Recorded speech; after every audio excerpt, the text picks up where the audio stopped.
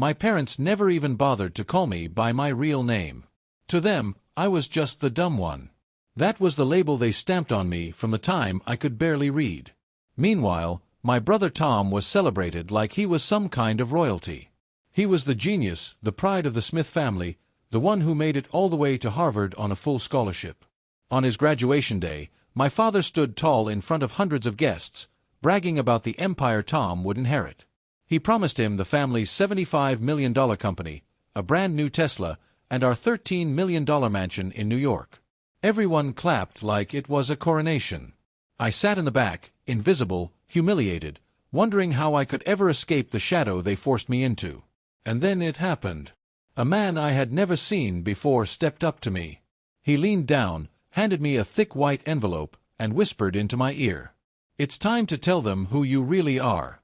In that moment, everything I thought I knew about myself and everything my family believed was about to change. I grew up in a house where love was handed out like trophies, and only my brother Tom ever won them. From the earliest days, my father, John Smith, made it clear who mattered in our family. Tom was the prodigy, the golden son, the one destined to carry the Smith name into the future. I was the other child, the one who never seemed to fit the mold of perfection they demanded. At family dinners, I always sat in the same chair at the far end of the table. The mahogany surface stretched long between us, with my father at the head, Tom at his right hand, and my mother Sarah close by to beam with pride every time Tom spoke. By the time I opened my mouth, the conversation had already moved on. I learned that silence was safer than watching their eyes roll. My father had a way of cutting me down with only a few words. I remember one evening when I was 14. Tom had just announced that he was accepted into an advanced science program. The table erupted with congratulations. My father lifted his glass and said, "That is what it means to be a Smith.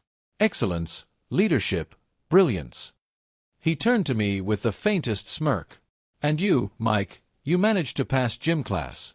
We should be grateful for small victories." The room laughed. Even my mother, though her laugh was more delicate, as if she knew it was cruel, but had grown used to playing along. It hurt in ways I could not explain. Not because of the words themselves, but because they never imagined I could be anything more. My mother often whispered comparisons when she thought no one else was listening. "Why can't you be more like your brother?" she would say while handing me a plate or passing me a stack of laundry. Her tone was calm, almost casual, but each remark settled into me like a stone sinking deeper into water. Tom thrived in this environment. He played the role of the perfect son with ease. Tall, sharp-featured, and confident, he carried himself like he already owned the world. He knew he was the favorite and enjoyed reminding me of it. When I was 16, I worked a part-time job at a local diner to save for my own things. One night, as I left for work, Tom smirked at me from the living room couch where he sat surrounded by our parents' praise. "Don't forget to clean the grease off your hands before you touch the door. We wouldn't want the neighbors to think the Smith family has a servant." My parents laughed as if it was witty, while I walked out the door, pretending it didn't matter. But every comment like that chipped away at me. The only person who saw me differently was my grandfather, Bob Smith. He had founded the family company decades earlier, building it from nothing into the empire my father now ran. Bob was quieter, gentler, a man who believed in people more than profits. Whenever I visited him, he never asked about grades or achievements. He asked 723 about my thoughts, my dreams, and what made me happy. One afternoon, while we sat on his porch, he leaned closer and said, "Mike, never mistake their blindness for truth. You have something Tom does not. One day, when the moment comes, you will know it. Do not let them convince you otherwise." His words stayed with me, though I never fully understood them. To me, I was just the forgotten son, surviving in the shadows of a family that measured worth by trophies and headlines. Life at home felt like a competition I was never allowed to win. My father trained Tom like a soldier for greatness. He brought him into board meetings as a teenager, let him shadow business deals, and told every guest at our house that Tom was the future of the Smith legacy. I was never invited to those meetings. Instead, I was told to mow the lawn, run errands, or stay out of sight. It was as if my existence was an inconvenience, something to be managed rather than celebrated. The older we got, the more the gap between us widened. Tom's acceptance to Harvard was treated like a national holiday in our household. My mother threw a party that very evening, complete with a catered dinner and champagne.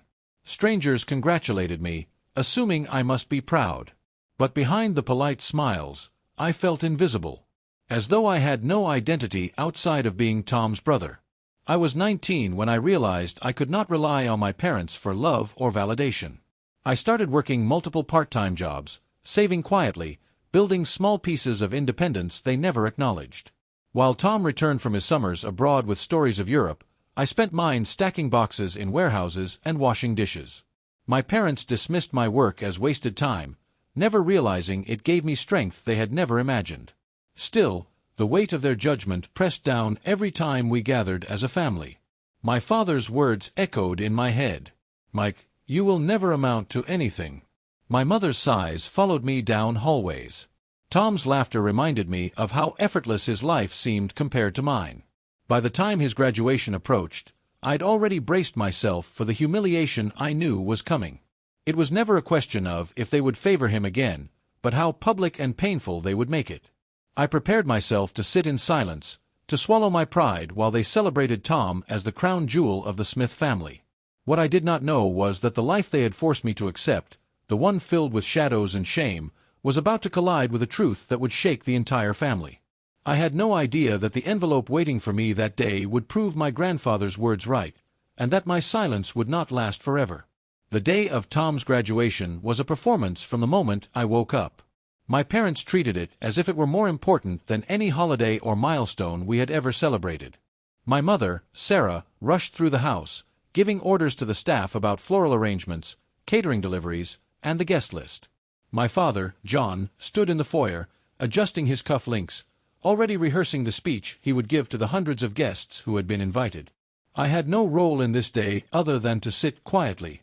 My suit was one of Tom's old ones, tailored to fit me only slightly, and my seat at the ceremony had been assigned in the far back rows. I watched from a distance as Tom crossed the stage, his gown flowing, his name announced to roaring applause. My parents stood to clap while my father's chest swelled with pride. I clapped, too, though my hands felt heavy, my stomach twisted in knots. After the ceremony, the real spectacle began. Our family hosted a grand reception in a New York ballroom lit with chandeliers and filled with polished wood floors that reflected the glow of golden lights. Valets lined the entrance where luxury cars pulled in one after another. Guests from the business world, politicians, and family friends arrived dressed in tuxedos and gowns. They all came not just to celebrate Tom's graduation, but to witness the official announcement of his inheritance. I tried to stay invisible. I stood near the back wall, half hidden behind tall vases of white lilies. My presence felt like an afterthought, a courtesy at best. People who brushed past me barely nodded. Some whispered, "That must be the other son," as if I were a footnote to the story they were really here to see. Then came the moment I had been dreading. My father climbed to the stage with a microphone in his hand, his voice booming across the room. "Ladies and gentlemen, thank you for joining us tonight to honor my brilliant son, Tom Smith." The crowd erupted in applause, and Tom, standing near the front, grinned with a confidence that had been fed to him his entire life. John continued, his tone growing more grand with every word. "As many of you know, the Smith family has built more than just a company. We have built a legacy. Tonight, I am proud to announce that Tom will not only carry our name forward, but will inherit the very foundation of what we have created. The company valued at $75 million, the new Tesla Model X parked outside, and the $13 million mansion in New York will all belong to him. He is the future of our family, and I could not be prouder." The room erupted again. Glasses clinked, cheers filled the air, and the sound of celebration surrounded me. I stayed in my chair at the back, my heart sinking lower with every cheer. My mother leaned into my father's side, smiling with satisfaction, her hand resting on his arm as if to say, "We did it. Our perfect son has everything." For a brief moment, my eyes met Tom's. He lifted his champagne glass toward me, but not in a gesture of inclusion.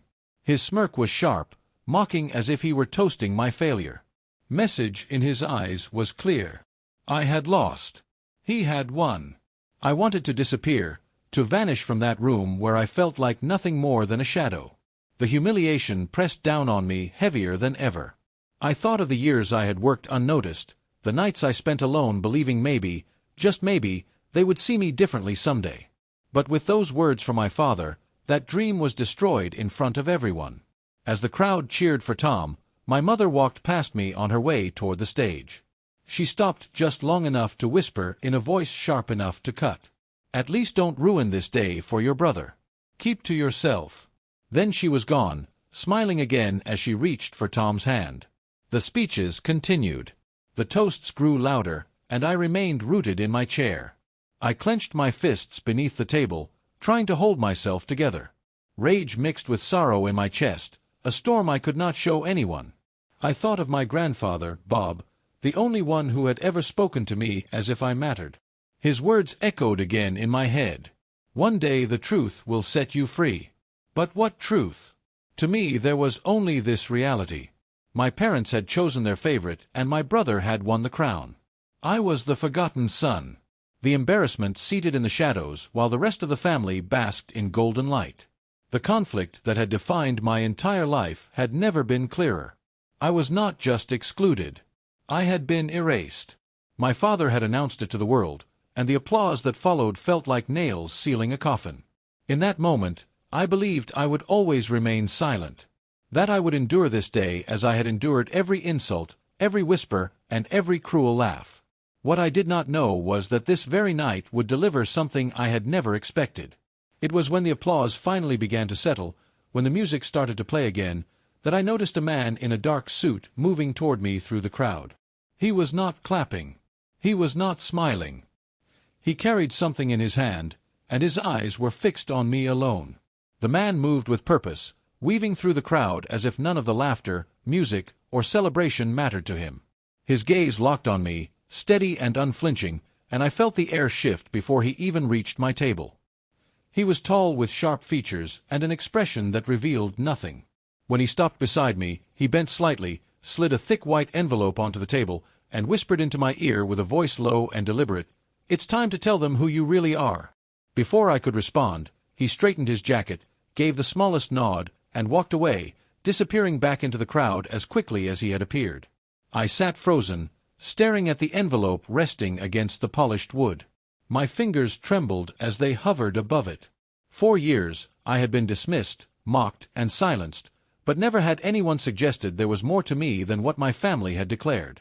I pressed the envelope against my lap, shielding it from view. My heart pounded so hard I thought it would burst through my chest. I considered leaving right then, slipping out before anyone noticed, but the man's words repeated in my head. Who I really am. What could that possibly mean? The speeches on stage continued. Tom was now standing with my father, smiling broadly while guests congratulated them both. Their voices blurred together as my attention narrowed on the sealed envelope.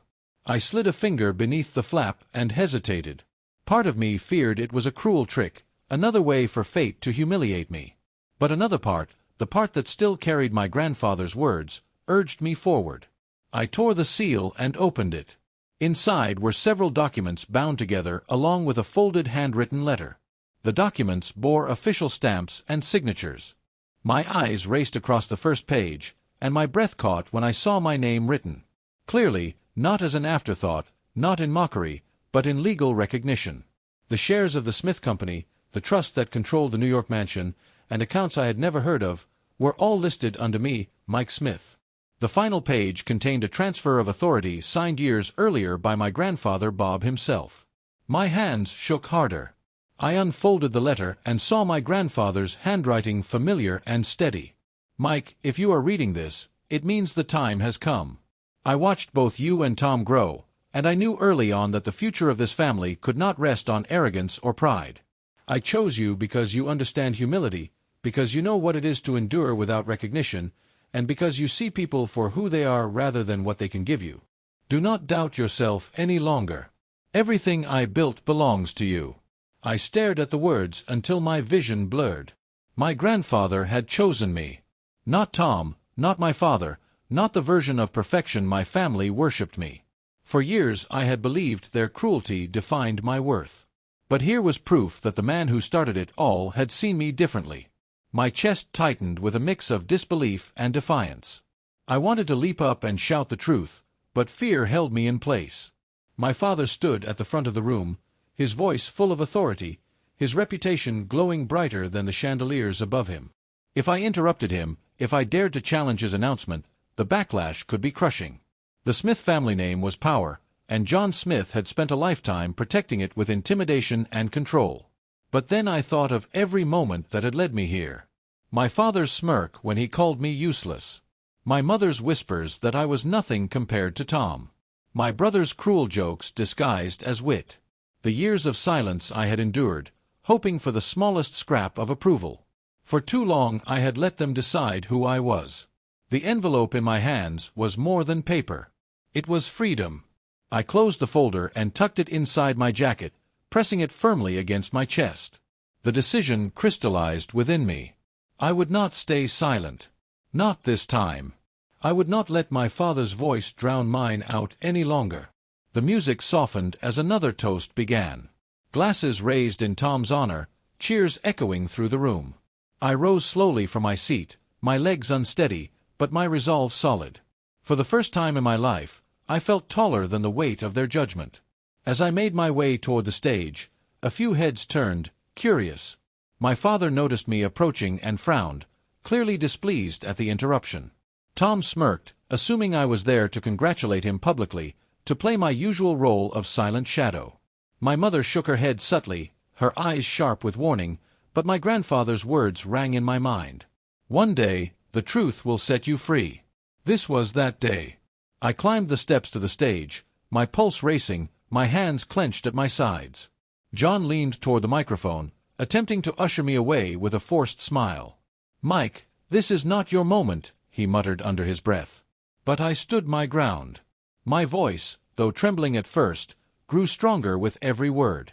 "Actually, Father, this moment belongs to me." The room fell into silence. Guests froze mid-toast, glasses suspended in the air. Tom's grin faltered. My father's eyes narrowed with fury, and I reached into my jacket, gripping the envelope that carried the truth my family had never wanted to see. The silence in the room was heavier than any sound. Hundreds of eyes locked on me as I stood at the edge of the stage, holding the envelope against my chest. My father's jaw tightened as he stepped closer, his voice low but sharp. "Mike, step down. You're embarrassing yourself." 4 years, I had obeyed commands like that without question. 4 years, I had shrunk back into the shadows when told I did not belong. But not this time. My hand trembled as I pulled the papers from inside my jacket and held them high enough for everyone to see. "I'm not the one embarrassing myself," I said, my voice carrying farther than I thought possible. "You are." Gasps rippled through the crowd. Tom laughed nervously, raising his glass again. "What are you doing? Sit down before you make a fool of yourself." I opened the envelope and unfolded the documents. The Smith Company's seal shimmered under the ballroom lights. "These are signed transfer agreements from Bob Smith," I said, my voice steadying. "He chose me, not you, Tom. He chose me, not you, Father. The company, the mansion, the accounts, all of it was placed in my name years ago." The room erupted into a mixture of whispers and stunned silence. Some guests leaned forward, craning their necks to see. Others exchanged glances, unsure whether to believe me. John lunged toward me, his face flushed with rage. "This is ridiculous." That old man must have been confused. He didn't know what he was doing when he signed those. But before he could rip the papers from my hand, a firm voice cut through the chaos. I knew exactly what I was doing. The crowd turned as my grandfather, Bob Smith, slowly rose from a chair near the front. His cane tapped against the polished floor with each step he took toward the stage. Though his body had aged, his presence commanded more authority than anyone in the room. When he reached me, he placed a steady hand on my shoulder. "I gave these papers to a man I trusted to deliver them when the time was right. That time is now. I chose Mike because I watched both of my grandsons grow. Tom, you have brilliance, but brilliance without humility becomes arrogance. John, you built wealth, but you lost compassion. Mike has endured neglect and cruelty, yet he has not hardened his heart. He will lead because he knows the value of every person, not just the powerful." The room erupted again, this time with louder gasps and murmurs. Tom's face turned pale as the smirk drained away. "Grandfather, you can't be serious," he stammered. "I've done everything to make you proud. I've achieved more than Mike ever could." Bob looked at him with sadness, not anger. "You achieved for yourself, Tom, not for others. That is not leadership. That is vanity." John turned on his father, his voice rising with desperation. "You would give everything to the boy who failed, to the one who never lived up to the Smith name?" Bob's reply cut through him like steel. "I am giving everything to the man who redefines what the Smith name means." The crowd fell completely silent. The chandeliers seemed to flicker with the weight of the words. For the first time in my life, I felt the power of being seen. Truly seen. Not as a disappointment, but as the rightful heir to something greater than wealth. I turned toward the audience, my hands no longer shaking. All my life I was told I was nothing, that I was worthless, that I would never measure up. Tonight, you've heard my father declare it again. But you also see the truth in my hands. My grandfather believed in me when no one else did. I won't waste what he entrusted me with. I will honor this family's legacy in a way that builds people, not just profits. Guests began clapping hesitantly at first, then stronger.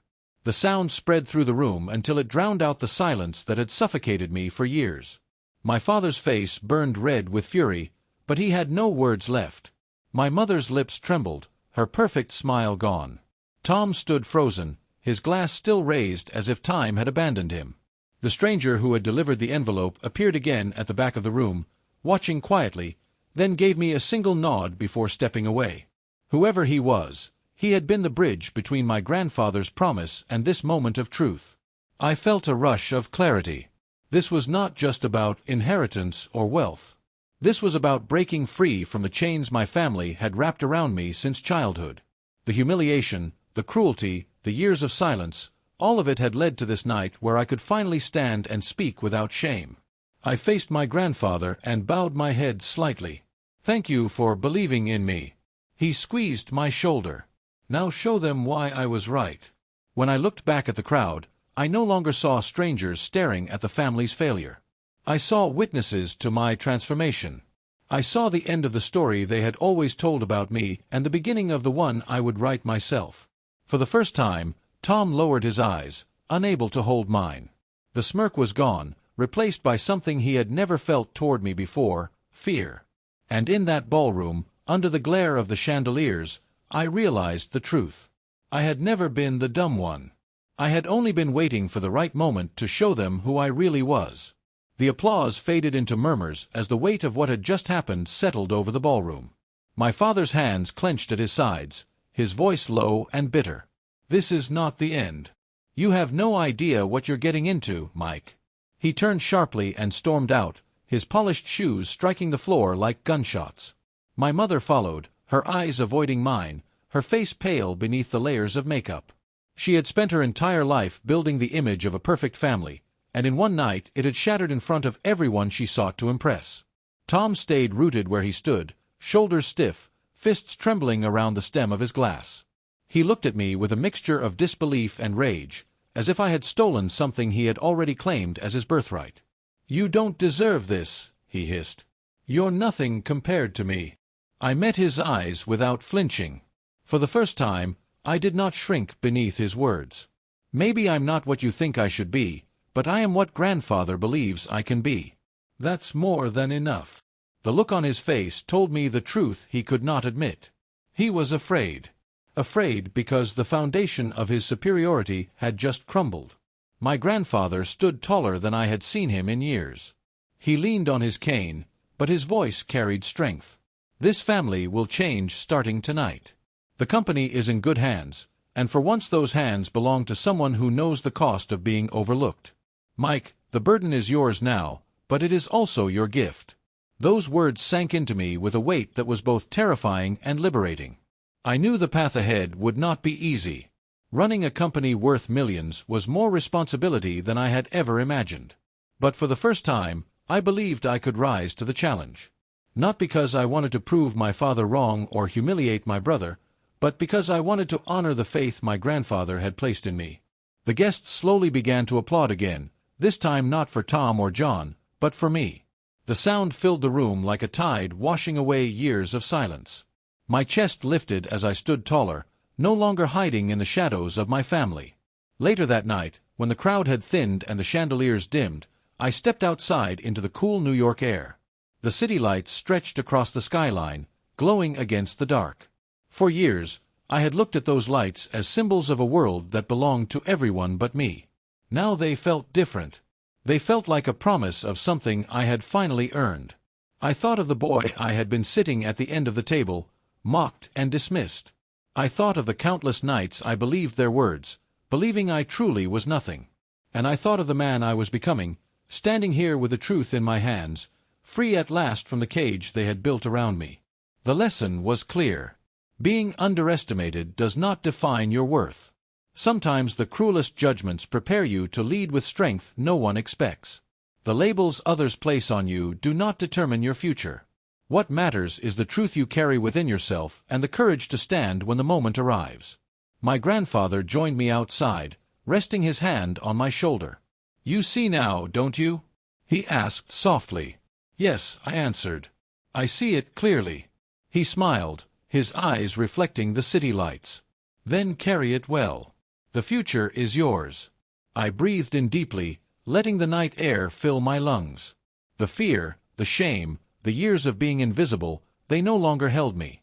I was not the dumb one. I was the heir chosen not because of perfection, but because of resilience, because of heart, because of the strength forged in silence. And to those watching, listening to my story, I have something to say. If you've ever been called less, if you've ever been mocked or pushed aside, remember this moment. Your worth is not defined by the voices that try to bury you. Your time will come, and when it does, the truth will speak louder than any insult ever could. Thank you for listening to my story. If it moved you, share this video with someone who needs to hear it. Comment below and tell me what part resonated most with you. And if you want to hear more stories like this, subscribe to the channel.